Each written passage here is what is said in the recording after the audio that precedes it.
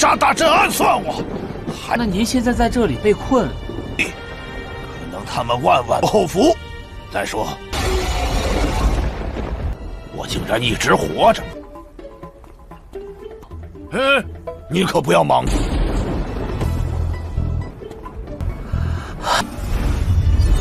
厉害，此人绝对可以信任。我自然也无异议，我还有要事处理。Halo semuanya, selamat datang di Ruang Film. Bagaimana kabar kalian semua? Semoga selalu sehat dan baik-baik saja. Sesuai jadwal, jadi pada hari ini kita akan kembali melanjutkan seri Supreme God Emperor episode 126 sampai 130. Di bagian sebelumnya, Xiaoyu terlihat meninggoy karena mengorbankan dirinya hanya untuk menyelamatkan Mu Yun. Karena sudah terdesak, Mu Yun pun memutuskan untuk menggunakan teknik peleburan pil dengan cara meminum 37.428 pil di waktu yang sama. Akibatnya, Gutiannya dan Huang Jitian pun langsung dihabisi oleh Mu Yun yang secara tiba-tiba menerobos ke ranah dewa tingkat 5. Tak hanya Xiaoyun saja yang meninggoy, Paman Li juga ikut dihabisi karena terkena serangan dari praktisi Sekte Darah Bayangan Hijau. Pada saat juga Mu Yun pun mulai kehilangan efek dari pil yang dia minum. Untung saja Mu Xingyu datang di waktu yang tepat untuk membantu Mu Yun. Tak hanya menolong, Mu Xingyu juga ikut mengorbankan nyawanya hanya untuk anak kesayangannya. Dengan begitu, Mu Yun pun bisa memanfaatkan momentum ini untuk melarikan diri. Scene berlanjut, terlihat Lin Jintian bersama dengan para pasukannya masih menunggu kemunculan di kawasan Lembah Leyin. Bahkan mereka ini selalu berada di sini selama 2 bulan. Saking kesalnya karena Mu Yun tak kunjung muncul, Lin Jintian sempat mencoba ingin menghancurkan energi besar yang ada di sana. Lin Jintian mengaku tak menyangka kalau Mu Yun mampu bertahan di dalam Lembah Leyin selama 2 bulan. Di dalam Lembah Leyin, terlihat Mu Yun sedang bersama dengan seorang kakek-kakek yang bernama Bu Dingtian. Pada saat itu, Mu Yun sama sekali tak mengetahui kalau dia ini sedang bersama dengan kakeknya sendiri. Bu Dingtian mengaku sangat kagum dengan Mu Yun yang sudah menerobos ke ranah celah spiritual tingkat 8 di usianya yang masih 20 tahun. Menurutnya, kemampuan dan keterampilan Mu Yun jauh lebih baik daripada murid-murid yang berada di daftar naga. Ia juga bercerita bahwasanya dirinya sudah terjebak di dalam Lembah Leyin selama lebih dari 20 tahun. Sebelum ia terjebak di Lembah Leyin, ia sudah melihat seluruh orang-orang jenius di daftar naga, dan bagi Mu Dingtian, mereka semua hanyalah sekumpulan sampah saja. Mu Dingtian mengatakan ia bisa terkurung di Lembah Leyin selama 20 tahun adalah karena seseorang telah menjebak dirinya. Kemudian Mu Yun mulai mengamati sekitar dan menyadari kalau di sekelilingnya tidak ada sumber makanan dan minuman. Sehingga ia pun bertanya mengenai minuman dan makanan apa yang telah dikonsumsi oleh Mu Dingtian selama 20 tahun terakhir. Mu Dingtian memberitahu bahwasanya sekarang mereka berdua bukanlah berada di dasar Lembah Leyin, melainkan berada di suatu tempat yang jauh di bawah dasar Lembah Leyin. Sewaktu Mu Yun sudah sembuh nanti, ia berencana akan membawanya untuk menunjukkannya sebuah tempat yang membuat Mu Dingtian berhasil bertahan selama 20 tahun. Kemudian Mu Dingtian menjadi sedikit terkejut ketika mengetahui kalau Mu Yun ternyata berasal dari keluarga Mu. Lantas, Mu Dingtian mulai memperkenalkan nama aslinya dan memberitahu kalau ia dulunya adalah salah satu pemimpin keluarga Mu yang paling menonjol dalam 100 tahun terakhir. Pada saat itu Mu Yun sama sekali tak mengetahui bahwasannya Mu Dingtian adalah kakeknya sendiri. Oleh karena Mu Yun adalah orang yang berbakat, maka Mu Dingtian berencana akan memberikan posisi tetua keluarga kepada Mu Yun. Lalu Mu Dingtian kembali terkejut sewaktu mendengar kalau nama ayah Mu Yun adalah Mu Xingyu. Di waktu itu juga, Mu Yun mulai menyadari bahwa Mu Dingtian adalah kakeknya, sebab Mu Xingyu sebelumnya hanyalah pemimpin keluarga sementara saja yang menggantikan posisi Mu Dingtian. 我父亲啊，穆青羽啊，而这个穆鼎，那岂不是说？ Setelah mengetahui kalau Mu Yun adalah cucunya, Mu Dingtian pun mulai memanggil Mu Yun dengan sebutan cucu. Ketika Mu Dingtian menanyakan mengenai kabar anaknya yaitu Mu Xingyu, ia menjadi sangat emosi karena ternyata Mu Xingyu sudah meninggal. Lantas Mu Yun mencoba menceritakan tentang apa yang sebenarnya telah terjadi sebelum dia jatuh ke Lembah Leyin. Mendengar cerita keseluruhan, Mu Dingtian yang sangat emosi akan membalaskan dendam Mu Xingyu kepada Gu Xingya, Tai Huangyu, dan Lin Sanyu. Selain itu Mu Dingtian juga sangat marah kepada mereka bertiga karena mereka bertiga jugalah yang pernah menipunya mengenai api surgawi dan membuatnya terjebak di Lembah Leyin. 杀大阵暗算我，那您现在在这里被困，可能他们万万不后福。再说，我竟然一直活着。 Merasa kakeknya sedang kelaparan, Mu Yun pun memberikan sedikit makanan berupa daging kepada Mu Dingtian. Beberapa saat kemudian, Mu Yun terlihat sedang berusaha memulihkan kekuatannya dengan cara menyerap guntur di tempat itu. Muding Tian menjelaskan meskipun dirinya memiliki atribut api dan guntur, tapi guntur di lembah lain terlalu mendominasi. Akibat guntur itu, dulu sebagian besar meridian di dalam tubuh Muding Tian pernah hancur dalam sekejap. Selain ada guntur, di lembah lain juga ada sebuah segel penghalang yang sangatlah kuat. Pada awalnya, Muding Tian sempat berpikir kalau api surgawi di lembah lain hanyalah cerita palsu yang dibuat oleh Gu Yunxia, Tai Huangyu, dan Lin Xiaoyu saja. Namun tak disangka ketika Muding Tian menjelajahi seluruh lembah lain, ia menjadi sangat terkejut. Karena dia itu telah menemukan sebuah segel penghalang yang mana di dalamnya ada api surgawi. Api surgawi terbentuk karena sekumpulan energi spiritual langit dan bumi untuk mendapatkan kebijaksanaan spiritual. Setiap jalannya, api surgawi memiliki kemampuan yang kuat untuk mengguncang dunia. Bahkan bagi para alkemis, api surgawi merupakan sebuah api yang sangat istimewa. Kemudian Muding Tian pun berencana untuk memeriksa segel penghalang sekaligus mencari makan.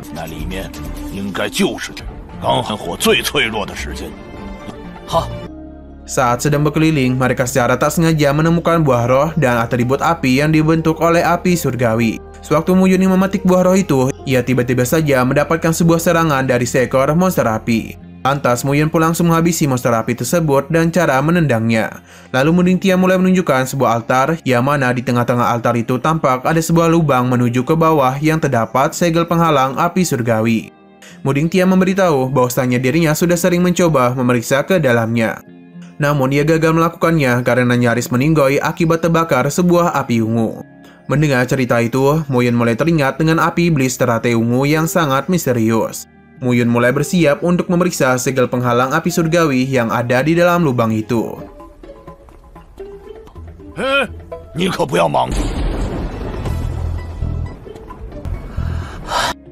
Setelah itu semua, ia langsung melompat ke dalam dan secara mengejutkan ia mendapatkan serangan dari puluhan monster api. Sehingga Mu Yun pun segera melepaskan serangannya secara bertubi-tubi untuk menghabisi seluruh monster api.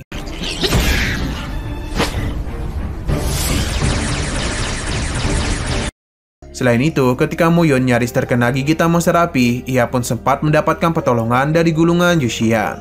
Dan memanfaatkan gulungan itu, Mu Yun pun bergegas untuk menuju ke bawah.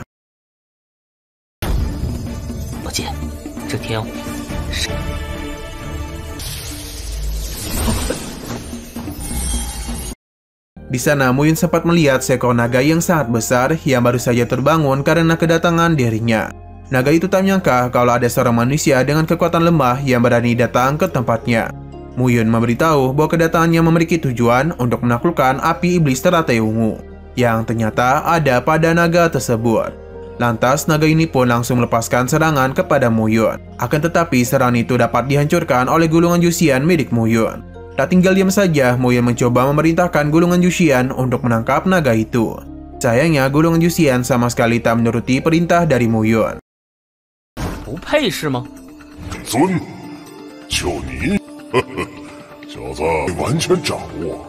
Merasa Mu Yun belum menguasai gulungan Yuxian secara penuh, naga pun berniat ingin mengambil gulungan Yuxian dari tangan Mu Yun dan akan memanfaatkannya untuk menghancurkan segel penghalang yang mengurungnya selama ini.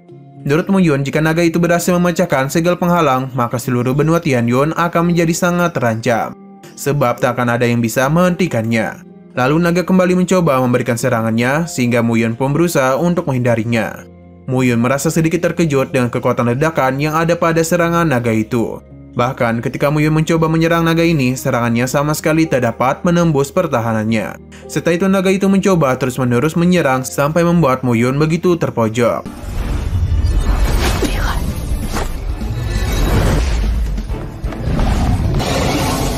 Nah, secara tiba-tiba saja gulungan Yuxian mulai memberikan bantuan kepada Mu Yun, sehingga dia pun bergegas memanfaatkannya untuk mengurung naga tersebut. Tak jauh dari sana, Muding Tian menjadi sangat khawatir dengan Mu Yun, sebab ia melihat semburan api ungu yang baru saja keluar dari lubang di tengah-tengah altar. Sementara itu, kekuatan gulungan Yuxian berhasil membuat naga tak dapat bergerak kemana-mana. Setelah itu, Mu Yun mencoba menyerap kekuatan dari api iblis teratai ungu dan menggunakan teknik peleburan dunia, yang membuat tubuh naga itu perlahan-lahan berubah menjadi batu.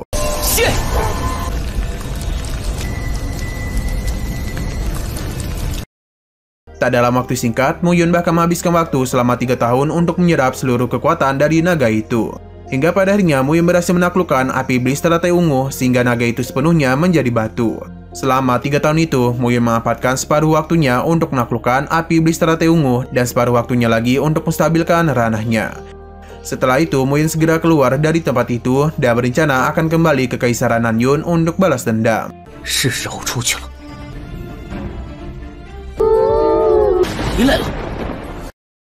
Singkat waktu, Mu Yun dengan penampilannya yang penuh penyamaran terlihat sedang berada di ibu kota Kekaisaran Nanyun. Di sana ia mencoba menanyakan kepada salah satu penduduk mengenai keberadaan keluarga Mu di ibu kota. Orang itu memberitahu bahwa sekarang hanya ada 1 sekte, 3 papilion, dan 4 keluarga, yaitu Sekte Darah Bayangan Hijau, Papilion Sengdan, Papilion Joseon, Papilion Tongsen, keluarga Gu, Lin, Xiao, dan Huang saja. Menurut orang itu, Papilion Tongsen tampaknya sedikit memiliki hubungan dengan sisa-sisa dari keluarga Mu yang sudah lenyap. Beberapa saat kemudian, nampak Mu Yun sedang berada di depan bangunan Papilion Tongsen. Di sana, Mu Yun merasa sedikit kaget dengan sebuah lukisan berupa gambar Mu Yun yang sama sekali tak mirip dengan dirinya. Selain itu, di sana juga ada Geng Xin Yu yang mencoba menjelaskan mengenai lukisan kepada Mu Yun. Perlu diketahui bahwasanya di waktu itu, Geng Xin Yu sama sekali tak mengenali Mu Yun. Mu Yun kemudian meminta Geng Xin Yu untuk memanggil penyuling tingkat tinggi, karena dia itu ingin memperbaiki senjata mistik kelas tinggi. Setelah beberapa saat, Geng Xin Yu pun langsung membawanya untuk bertemu dengan penyuling tingkat tinggi yaitu Xing Ming. Pada saat itu, Mu Yun sempat memberikan Xing Ming sebuah gambar senjata. Sehingga Xing Ming pun menjadi begitu penasaran, pasalnya dia itu sangat mengetahui kalau gambar itu hanya dimiliki oleh Mu Yun sendiri. Karena kedua muridnya tak kunjung menyadari siapa dirinya, Mu Yun pun memutuskan untuk memukul Geng Xin Yu.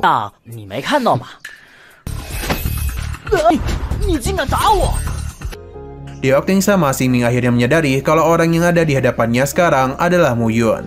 Sehingga Xing Ming langsung berlutut di hadapannya. Setelah beberapa saat, Mu Fengxing juga tiba di ruangan itu. Ia kemudian menjadi sangat gembira dan langsung memeluk Mu Yun. Kemudian Mu Yun meminta kepada para muridnya untuk tidak memberitahukan kepada siapapun mengenai kedatangan dirinya. Karena dia itu sudah memiliki rencana sendiri untuk balas dendam. Untuk memudahkannya, mulai hari itu Mu Yun berencana akan menjadi penjaga di Papilion Tongsen. Setelah itu, Mu Fengxing sebagai wakil ketua Papilion Tongsen membawa Mu Yun untuk bertemu dengan ketua Papilion Tongsen. Usut punya usut, ketua Papilion Tongsen ternyata adalah muridnya sendiri, yaitu Wang Xinye. Pada saat itu, Mu Yun dan Mu Fengxing tak memberitahu penyamarannya kepada Wang Xinye. Sehingga Mu Fengxing memanggil Mu Yun dengan nama Jimu.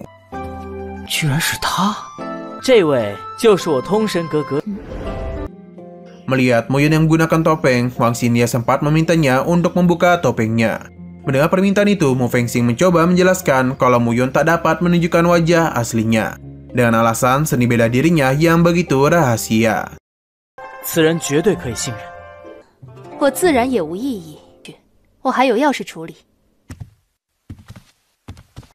Setelah keluar dari ruangan Wang Xinye, terlihat di depan ruangan itu, Lin Xianyu sedang menunggu Mu Yun.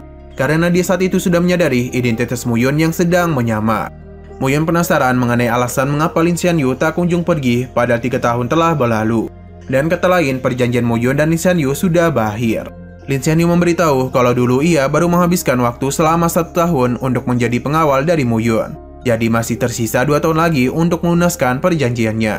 Setelah beberapa saat, salah satu bawahan melaporkan kepada Mu Fengxing bahwa ada sebuah masalah mengenai artefak kelas rendah. Mendengar laporan itu, Mu Fengxing, Mu Yun, dan Lin Xianyu pun bergegas untuk menghampirinya.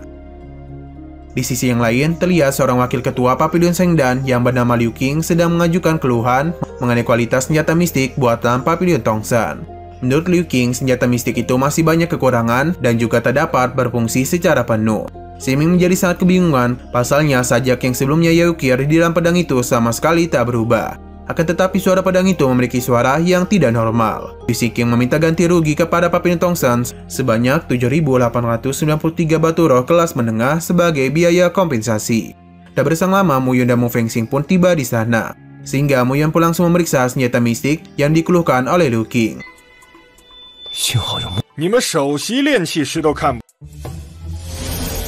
Selesai memeriksanya, Mu Yun mendapati kalau di gagang pedang terdapat sebuah sajak tambahan yang bukan dibuat oleh Papilion Tongsen yang membuat rusaknya kecocokan dari senjata aslinya. Mu Yun memberitahu kalau setiap keluarga memiliki masing-masing sajak yang berbeda-beda. Oleh karena itulah, Mu Yun berencana akan mencari tahu dari mana asal sajak yang ditambahkan di pedang tersebut.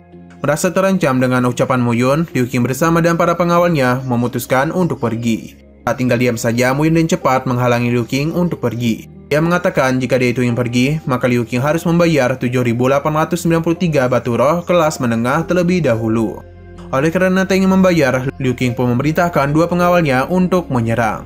Namun seketika saja 2 pengawalnya itu lenyap karena terkena api iblis teratai ungu miliknya. Pada akhirnya Liu Qing pun mau tak mau harus membayar Mu Yun sebanyak 7.893 batu roh kelas menengah.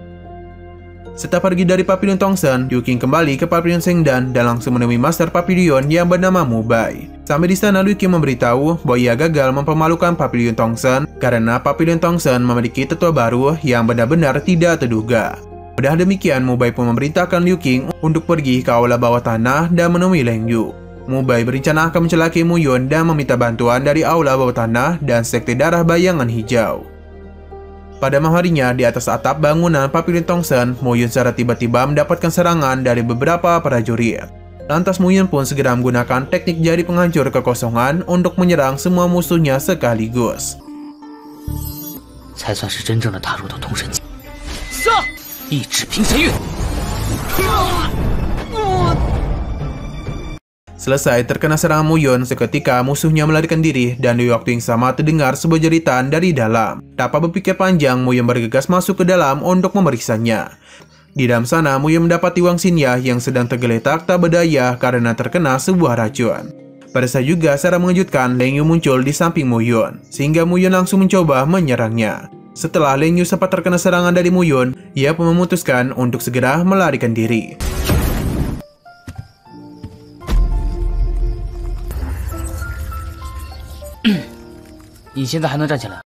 Tapi sayang sekali episodenya harus bersambung dulu.